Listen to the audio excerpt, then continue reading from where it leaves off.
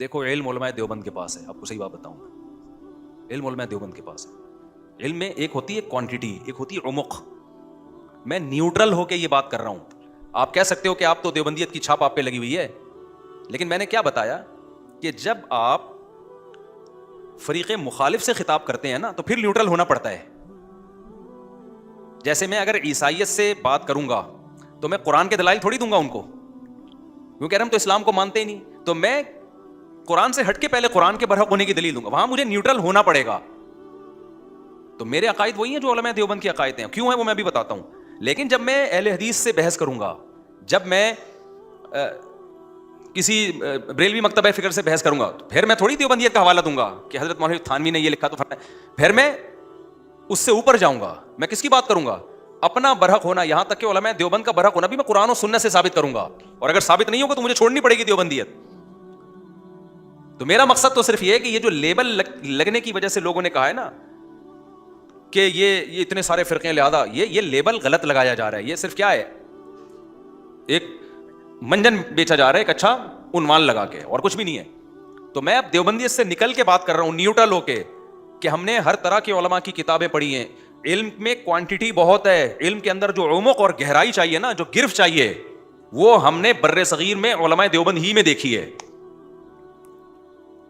جب آپ ڈیپتھ میں جاتے ہو نا کسی چیز کی، المحند المفند کا واقعی مجھے کچھ نہیں پتا تھا کیا ہے یہ تو لوگوں نے اچھالا اس کو۔ جب میں نے اس کا مطالعہ کیا، اس کے دلائل دیکھے، میں نے کہا یار یہ تو خاندانی کام ہے، خدا کی قسم یہ تو بڑے زبردست عقائد ہیں، یہ تو وہی عقائد ہیں جو صدیوں سے چلے آ رہے ہیں اور قرآن و سنت سے مزین ہیں۔ اب باقی یہ کہ یہ دیوبند ہے کیا، پہلے میں یہ ذرا آپ کو بتا دوں، دیوبند کوئی مسلک نہیں ہے۔ صحابہ، تابعین، تبع تابعین سے جو اسلام چلا آ رہا ہے نا، وہی ہندوستان میں چلا آ رہا تھا جب تک انگریز کے قدم ہندوستان میں نہیں آئے تھے۔ جب انگریز ہندوستان میں آیا، بہت سارے فرقے پیدا ہوئے، ان فرقوں میں کیا بتاؤں، بدعتی بھی پیدا ہوئے، ان فرقوں میں ترک تقلید کا مسئلہ بھی آیا، کیونکہ انگریز نے دیکھا کہ یار یہ ایک فقہ کو فالو کرتے ہیں، باقی سب کو کیا سمجھتے ہیں، صحیح سمجھتے ہیں۔ اور امام ابو حنیفہ تو نیوٹرل تھے نا، نیوٹرل ہو کے انہوں نے تحقیق کی تو یہ اس کو فالو کر رہے ہیں، باقی سب کو کیا سمجھ رہے ہیں، تو یہ تو لڑ ہی نہیں رہے آپس میں، تو بڑے تمیز سے چلتے آ رہے ہیں، بڑے تمیز سے وہ ہے نا چلتا۔ تو انگریز نے دیکھا ان کو کہاں کہاں توڑا جا سکتا ہے۔ انگریز نے کیا کیا، انگریز نے کہا کہ اس ختم نبوت کا مسئلہ کھڑا کرو، بولو آخری نبی نہیں، ایک اور نبی نکالو، مرزا غلام احمد قادیانی کو نکالا۔ پھر ترک تقلید کا مسئلہ پہلے بھی تھا، اتنا جاندار نہیں تھا، انگریز نے کہا یہ مسئلہ کھڑا کرو، یہ ابو حنیفہ کیوں بھائی، پھر تاکہ ہر آدمی اپنی رائے پیش کرے گا۔ اب عوام کی بوکھلاہٹ ختم ہونے کے بجائے کیا ہو رہی ہے، بڑھ رہی ہے، وہ کہہ رہے ہیں وہ اس کا قرآن حدیث کچھ اور ہے، اس کا قرآن حدیث کچھ اور ہے، اس کا قرآن حدیث کچھ اور ہے، اس کا قرآن حدیث کیا ہے، اور پھر ایک دوسرے پہ جو کیچڑ اچھالنا ہے، نفرتیں پیدا کرنا۔ اتنی نفرتیں انگریز کے آنے سے پہلے نہیں تھیں جتنی اب نفرتیں ہو گئی ہیں مسلمانوں میں آپس میں۔ تو اس نے کہا اس پہ بھی، پھر دوسرا اس نے کہا منکرین حدیث جو پرویزی فرقہ ہے کہ بھئی ہم قرآن کو مانیں۔ دیکھو انگریز یہ نہیں کر سکتا تھا کہ اسلام کا انکار کر دے، کیونکہ مذہب کا انکار پر لانا آسان نہیں ہوتا، مذہب سے انسان کو فطری محبت ہوتی ہے۔ عیسائیوں نے اب تک عیسائیت نہیں چھوڑی ہے، میجورٹی تو عیسائیت کو مانتی ہے نا ابھی بھی۔